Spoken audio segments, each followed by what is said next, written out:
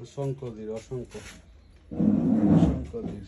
এই যে বাচ্চা করছে, এইগুলো আমার কেটে চলে যাবো না, এটা দিয়ে দিব ইনশাআল্লাহ। বুঝছে, অসংখ্য ধীর। ধীরে আলাদা করার পর বলো গাড়ি জাল দিলেই লাই, জাল দিয়ে আপনার কিছু সার হয়ে গেছে, এগুলা জিরশো এটার মধ্যে দিলা, তো জালের ফাঁকে ফাঁকে চলে যাবে জিরগুলা, কিছুগুলা জালের ফাঁকা ফাঁকা চলে গেলে আপনার সারগুলো ওটা জালের মধ্যে থাকলো, পরে এটা নিয়ে আপনি চাইনি দিতে পারবা, চাইনিয়া সুন্দর করে আলাদা করতে পারবা। কীভাবে চাইনিয়া আলাদা করবা তো আপনাদেরকে আমি দেখাইলাম।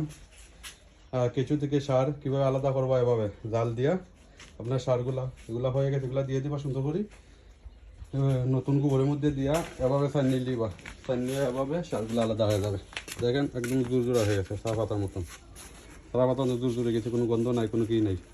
এটা আপনার যে কোনো গাছে ইউজ করতে পারবা, বাগাতে ইউজ করতে পারবা, নার্সারিতে ইউজ করতে পারবা, ছাদ বাগানে ইউজ করতে পারবা, এটা নেই ক্ষেতের মধ্যে ইউজ করতে পারবা, এটা নেই।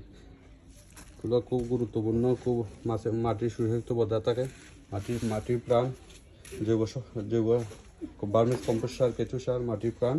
ওকে।